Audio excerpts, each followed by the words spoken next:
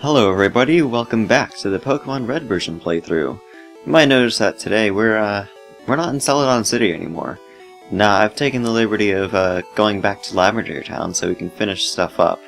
But first, thought we'd get some flavor text from the NPCs here in the Pokemon Center. Keybones wear skulls, right? People will pay a lot for one.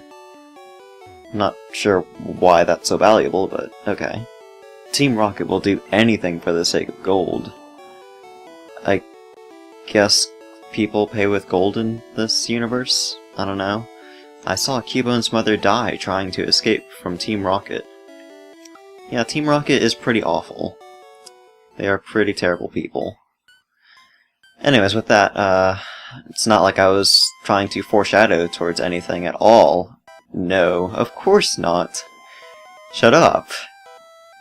So today we're going to take on the Pokemon Tower.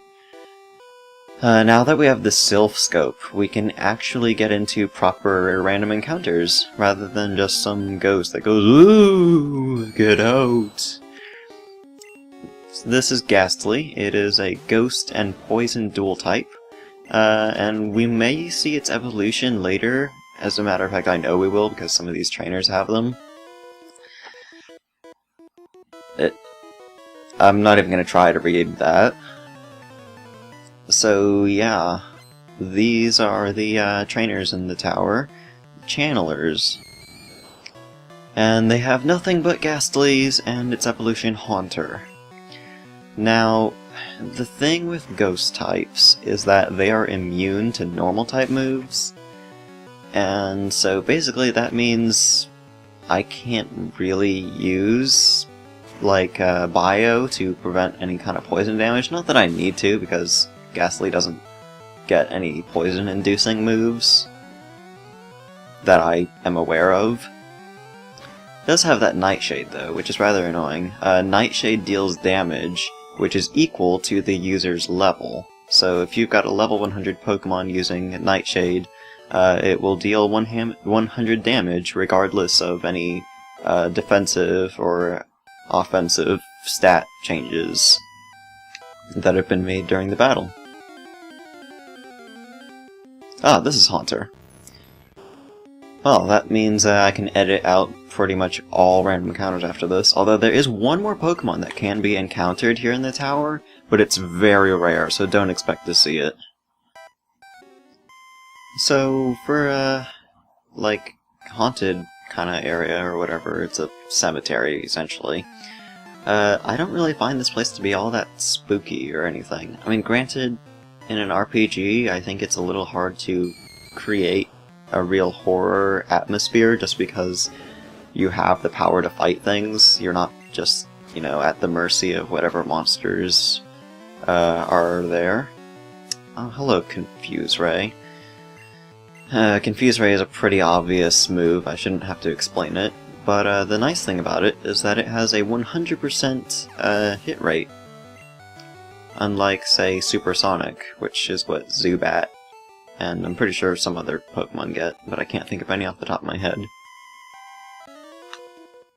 So, in case you didn't notice, I'm going to be using numbers for pretty much this entire area, just because none of my other Pokemon can really do anything, aside from Punk, who can use Peck, but Peck isn't very good, so I'd much rather be using Ember.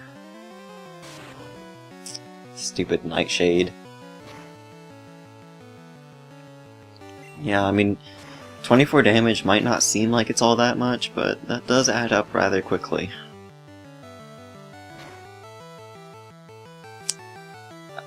And I guess I should make a note, since I was explaining that these are ghost types. Ghastly and its evolutions are the only ghost types in all of Generation 1. And they're not very good, because for some reason, and I'm not sure why, that's incredibly uncool. I'm going to have to destroy you for that. Anyways, for whatever reason, the ghost type was a physical type, and Ghastly's line is made for special attacks. And so basically, you can't utilize any of its moves, aside from, like, Confuse Ray, but, yeah, and Nightshade. And speaking of the Ghost type, it should be noted that the Ghost type is actually one of the few types which deals super effective damage to the Psychic type. Like I said before, Psychic is way overpowered in Generation 1. It's only weak to Bug and Ghost. And I may be wrong about this, but I'm pretty sure there's only like 1 or 2 offensive Bug moves in this whole game. And one of them is Leech Life, and Leech Life is terrible, so really shouldn't bother with it. Plus, there really aren't any viable Bug types in Generation 1, so yeah. Now, you might think, well, okay, then you can just use Ghastly or whatever. And aside from the problem that I just mentioned about the Ghost type being physical, Ghastly is part poison, and Psychic is super effective against poison. So even if you do go up against a Psychic type with Ghastly or its evolutions, there's still a very good chance that you will die because of that poison typing. I don't even know why it's part poison type. That doesn't really make any sense to me. I mean, I guess for Ghastly and Haunter, I can kinda get it since I think they're supposed to be made out of gas. Well, obviously with Ghastly, but I don't know what the final evolution's excuse is, because I don't believe that one's made out of gas. Come on, Numbers, I believe in you. Stop it. I'm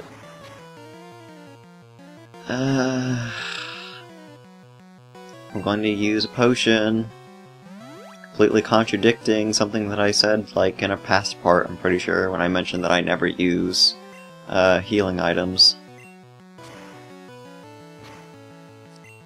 Did we really need that critical hit? It had like 1 HP left. Whatever. What? Elixir, nice. I think I've explained what elixirs do, but just in case I haven't, they restore, I believe it's all of your power points for any one move. I'm pretty sure that's how they work. I don't use PowerPoint restoring items, like, ever, unless I'm at the Elite Four. Because, obviously since the Elite Four don't provide you with healing between battles, yeah, you can use those kinds of items. They're very, very nice to have, just in case. Seriously? Yeah, use your Nightshade. You cannot win. So the power of Ember we shall prevail. And we shall level up. Yay! Yes, those are questions. Yay items.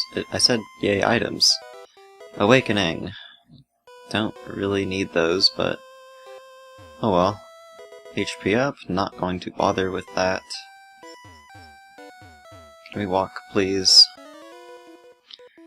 Ghost! No! Qua! Oh, I guess while I'm thinking about it, I would like to mention that even though Ghastly and such are ghost types, they're not necessarily, like, ghosts, as far as what I can tell, like, from the context of later games. I kind of am given the impression that they're just ghost types because of qualities that they have, like being able to phase through things and such. Aside from that, like, I don't think that, you know, a Pokemon dies and then it becomes a Ghastly or something. That would be weird. Although, then Black and White came out and kinda turned that all upside down with one of the Pokemon in there. Where's the ghost? Why is that in all capital letters?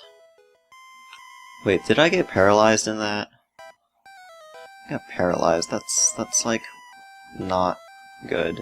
I don't like being paralyzed. And there's nothing up here. I wasted my time.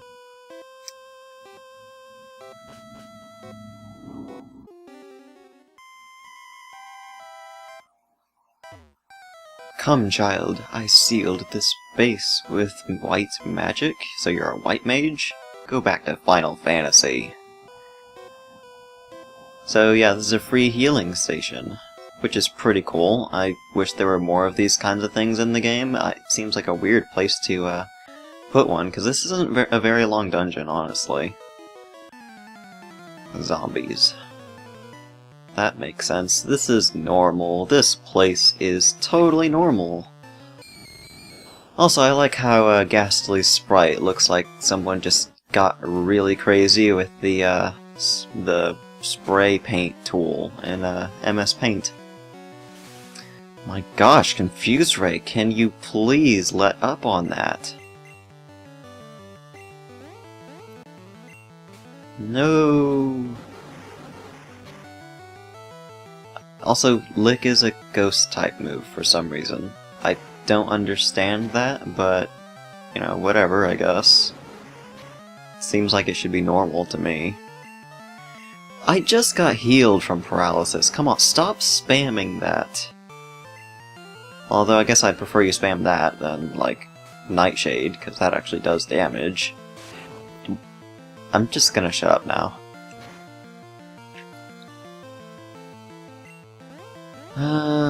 Yay. So, yeah, as far as, like, my thoughts on Ghastly, it's okay. I don't care for it in the first 3 generations, obviously, because of the whole issue with Ghost being a physical type.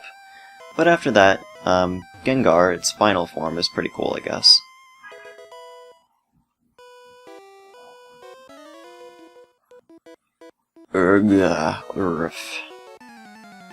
I don't understand what's with all the people in this tower. They're, like, totally insane. Hello, Haunter. I like Haunter's design. Haunter's generally, like, the fan favorite of the Ghastly line when it comes to design, just because Gengar looks kinda dorky.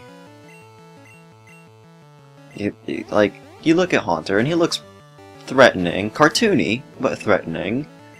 And then you get the Gengar, and Gengar looks incredibly silly.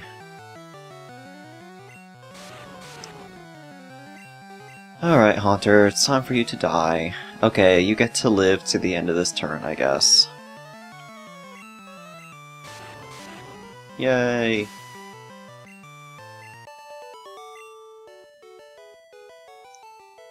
Woo! That's... yeah. I was about to say that's normal, but I've kind of been making that sarcastic jab for this whole part so far.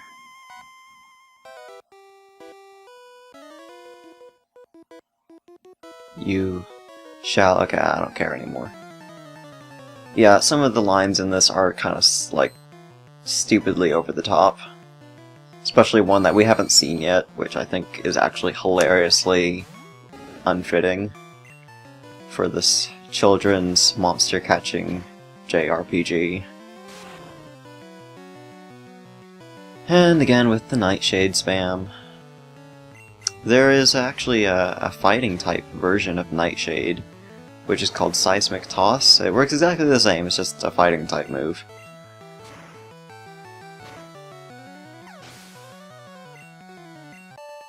Yay.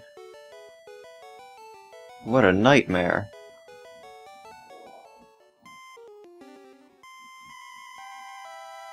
And yes, I am going to just abuse this healing station.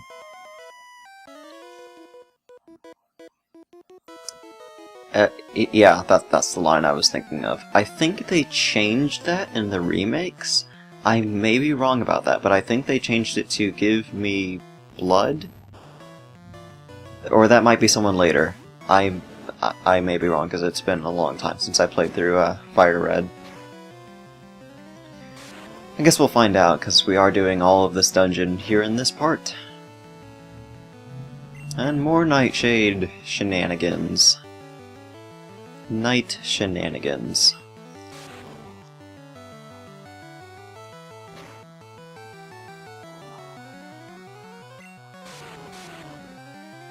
Oh, I don't know if I've mentioned the burn status too much, but the burn status actually lowers the target's physical attack power.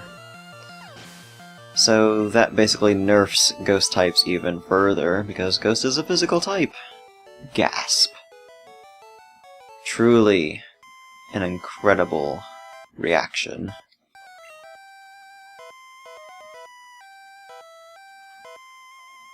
Next floor. Let's fight this person. And I swear that Pokeball at the bottom just kind of suddenly appeared. Okay, this is the person who says that line I mentioned earlier. I will not give you blood. Also, I have no idea what in the world you're holding. That looks like a flower, maybe?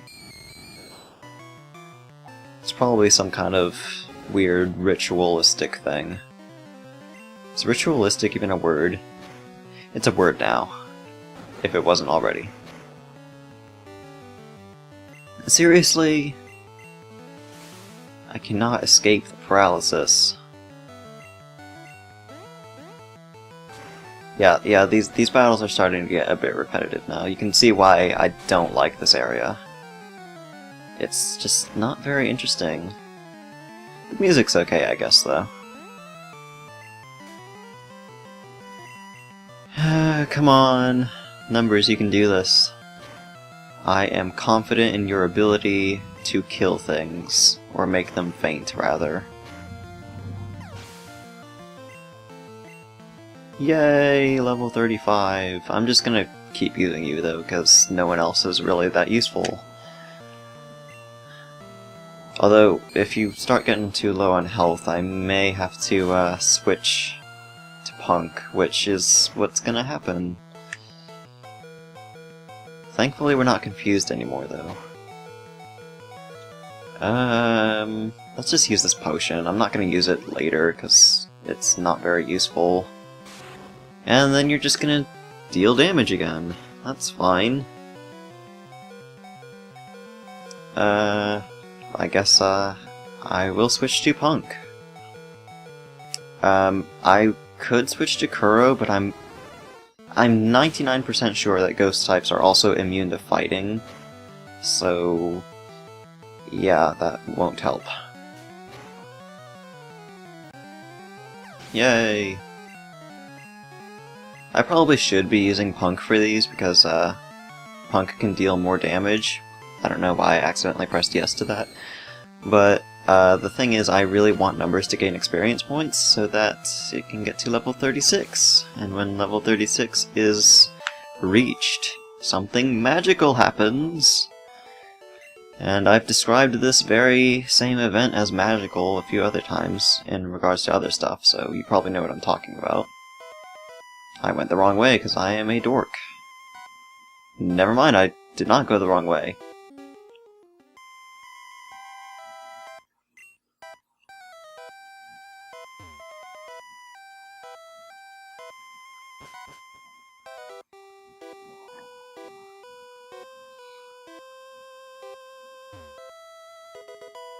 Yay, useless item!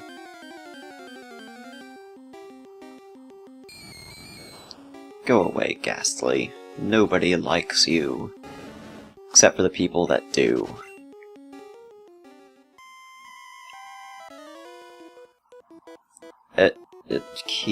Are you a bat now? Bats make key sounds. Oh gee, another Ghastly. What a surprise.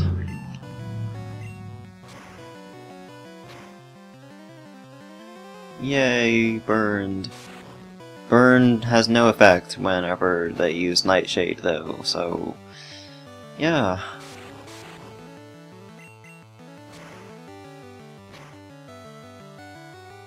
No! Don't do that. I don't appreciate that at all. No! Why does this happen?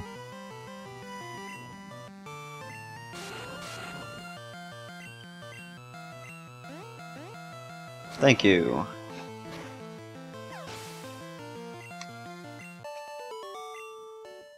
I keep misreading Channeler as Chandelier, and I'm not sure why. There's nothing there. Yeah, the people here are insane. I've already established that.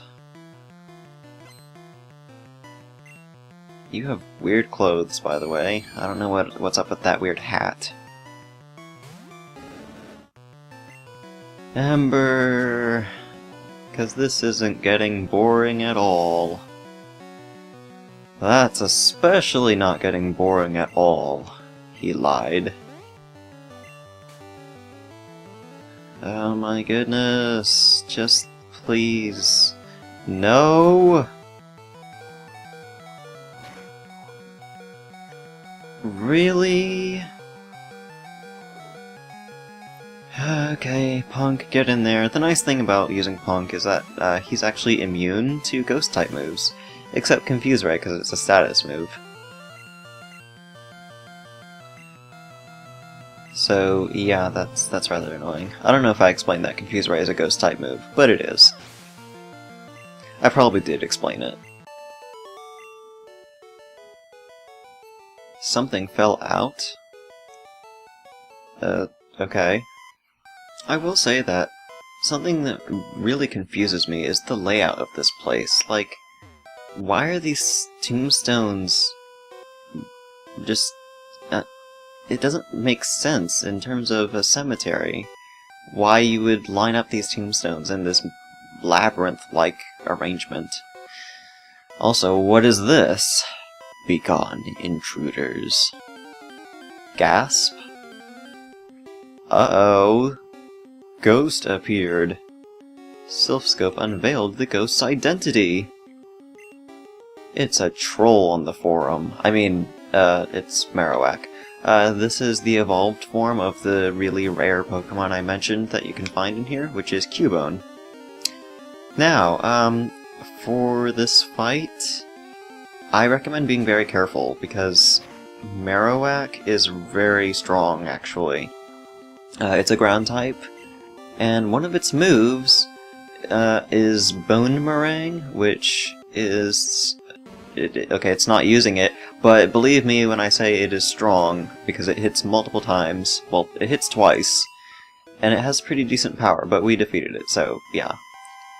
The ghost was the restless soul of the Cubone's mother, that I totally did not show off at all at the beginning of this video for foreshadowing purposes at all. Shut up. Yeah, that was kind of awkward. Oh yeah, Team Rocket, I kind of forgot they existed. So yeah, we battle them. What do you want? Why are you here? Well... Actually, that's a good question. Why are we here? I mean, we have to come here. But I don't think the game ever tells you that you need to come here, so... I think that is a perfectly reasonable question to ask. Why is this kid, you know, scaling this tower? Die. I mean faint. Please. I'm politely asking you to surrender your consciousness. And do you just have 3 Zubats? Because that's really, really uncool. Just keep using Ember.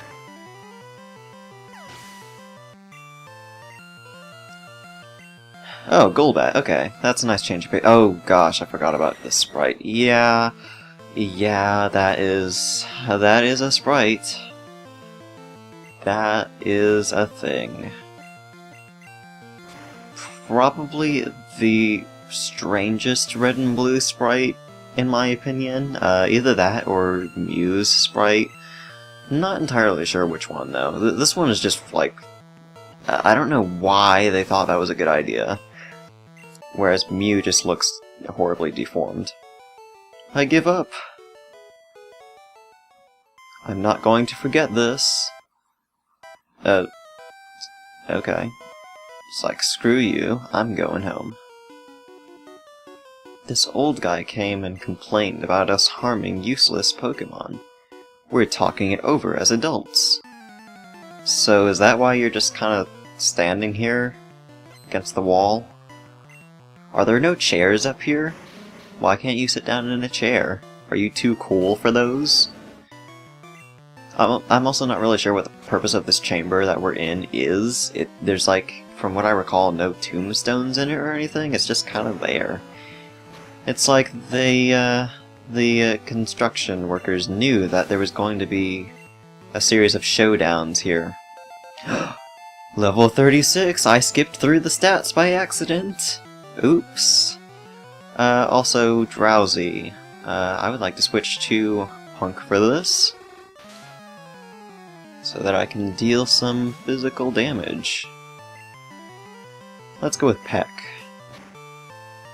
because that's always what I use. Hello, Confusion. Okay, so we both got critical hits. But I win. And I also level up. Cool. Punk is trying to learn Drill Peck! Yes, this is the awesome flying move I was waiting for. We will be learning this. We're getting rid of useless Growl because it's stupid.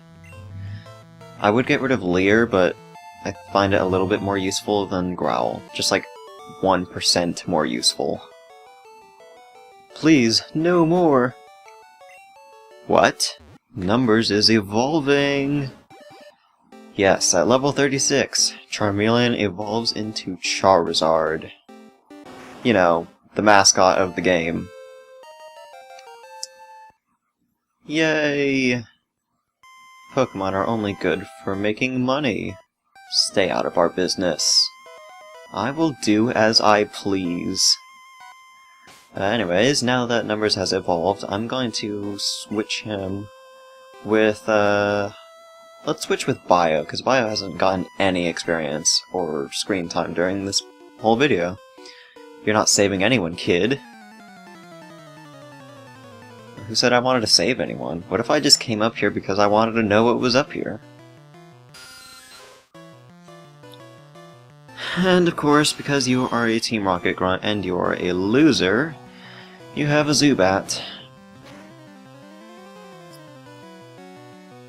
And because I am using Bio, and Bio is a Nidoking, and Nidoking is awesome, he destroys your stupid little Zubat.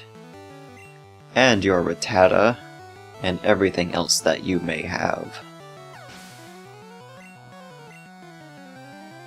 Eradicate. Okay, that is a little bit more, what's the word I'm looking for?